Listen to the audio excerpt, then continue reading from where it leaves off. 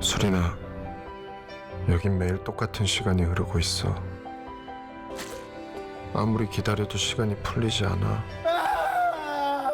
기존에 잘 보지 못했던 소재고 독특한 시나리오였어요. 새로운 가능성을 볼 수 있는 영화였으면 좋겠고요. 동화와 현실이 마구 뒤섞인 듯한 신비로운 공간을 다루는 영화가 도착을 했어요.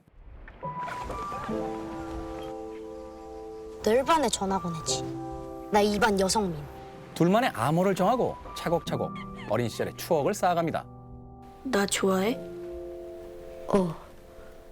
그러던 어느 날 친구들과 산으로 갔다가 아이들이 모두 실종되는 사건이 벌어지게 되고 성민아! 여성민! 수린만이 돌아옵니다. 그냥 애들만 갑자기 사라졌어요. 어제 오후 환호도 자영읍에서 초등학교 6학년 남학생 소재가 파악되지 않고 있습니다. 며칠 뒤 자신이 멈춰진 시간에 갇혀 어른이 되었다고 말하는 성민이 나타나고 수리나, 하지만 어른들은 다 커버린 성민을 유괴범이라 생각하고 너 잡히면 안 돼! 그런 성민을 잡기 위해 추격을 시작하죠. 이 둘의 운명은 어떤 모습으로 다가올까요? 가려진 시간입니다. 사실 이제 영화의 이야기는 어떤 구전 동화의 설정 같은 느낌도 있어요. 산에 시간을 잡아먹는 귀신에게 걸리면 아이는 어른이 되고 어른은 노인이 된다. 네. 판타지를 표현하는 방식이 이제 공간을 통해서 표현을 하거든요. 극단적으로 이제 두 공간으로 정확하게 나누고 있습니다. 한쪽 공간은 도시가 있고 이제 어른들의 이 세계가 지배하는 믿음이 없는 그게 굉장히 현실적인 공간입니다. 수린하고 이제 성민만 이제 나누는 그 은밀한 공간이 있습니다. 진짜? 그래서 이 숲이 이 판타지의 이제 담지자다.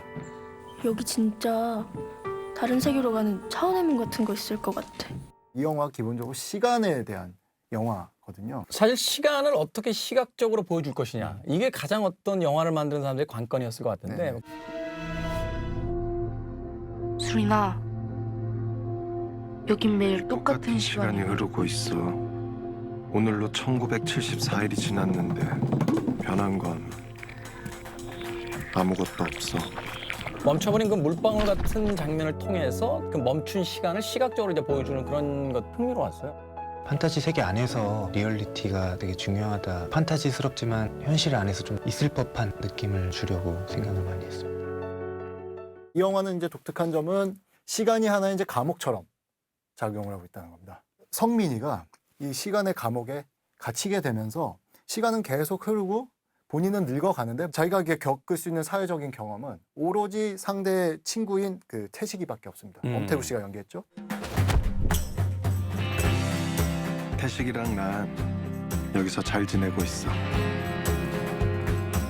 시간이 많으니까 허송세월하지 않으려고 나름 공부도 하고 있고.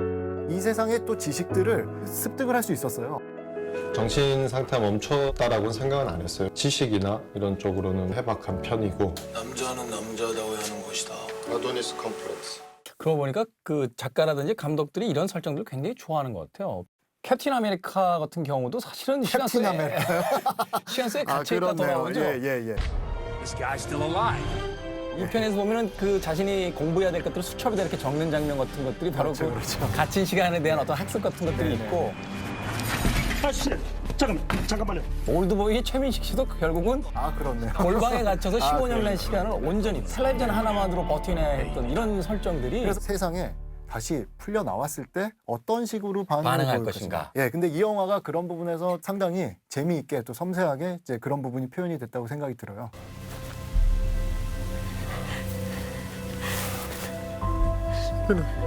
역시 최고의 시각 효과는 강동원이 아닌가 하는 생각이 듭니다. 그렇죠. 많은 여성 관객들이 가장 좋아했던 장면 중에 하나가 아닌가 하는 생각이 드는데 성민의 머리를 이제 수린이 깎아주는 장면이 있어요. 그 장면은 사실 그 어떤 신장의 차이, 나이의 차이를 넘어가서 실제 연인처럼 보이는 아주 아름다운 장면 중에 하나였던 그런 기억이 있거든요.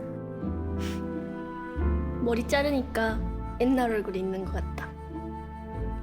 그리고 성민이가 커서 돌아왔는데 수린이는 그대로 머물러 있고 수린이를 얼만큼 스스로도 받아들일 것인가에 대한 감정이랑 이런 것들 많이 고민을 했어요. 가려진 시간 속에서 이제 성민이 탈출한 뒤에 네. 아이들이 이제 유괴범으로 몰리게 됩니다. 근데 이것이 상당히 아이러니하죠. 용의자는 키 185cm 정도의 큰 키에 호리호리한 체형으로 검은색 후드 점퍼와 갈색 면바지를 입고 검은색 배낭을 소지하고 있습니다. 어떤 피해자가 가해자로 이제 입장이 바뀌게 되면서 이 혼돈스러워지는 과정을 그 관객들이 또 흥미진진하게 볼 수 있는 그런 지점도 있었잖아요. 네. 이게 많은 관객들이 이런 생각을 하실 거예요. 이 사람이 유괴범이 아니다 또는 살인범이 아니다라는 거를 밝히면 좋지 않을까. 지문대조를 하면 되지 않느냐라고 영화에서 대사가 나와요. 차라리 지문대조 한번 해보시는 건 어떠세요? 보육원에 있는 성민이 지문 찾아가지고 그놈 지문하고 대조해보시는 너 시간 많냐? 죄송합니다. 말같이 소리. 이 둘의 이제 관계에 대해서 이 판타지를 아예 이제 믿지를 않는. 결국은 이 섬의 이름, 감독의 인터뷰에서도 밝혔습니다만 이게 이제 화노도.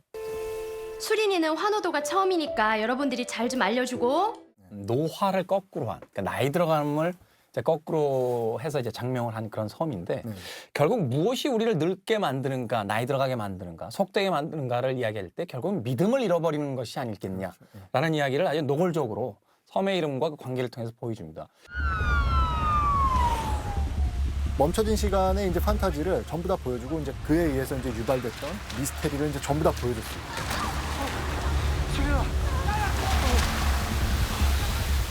두 주인공의 이제 애정이 더 깊어지는 이런 상황을 좀 인위적으로 연출하고 있지 않나 그런 생각이 듭니다. 장면 장면마다 너무 많은 공을 들이다 보니 오히려 관객들이 어디서 집중해야 될지를 좀 놓치게 만들었던 좀 뭐라고 해야 될까요? 의욕의 과잉? 들키기 전에 빨리 가. 들기 싫어. 별정과 한 줄평 만나봅니다. 너만 내가 나라는 거 알아주면 돼. 가려진 시간 저의 별점은 3개입니다. 참신한 발상, 공들인 비주얼, 울림없는 로맨스. 아름다운 이미지에 갇혀버린 이야기. 강동원의 미모로도 3개. 저는 남자니까요.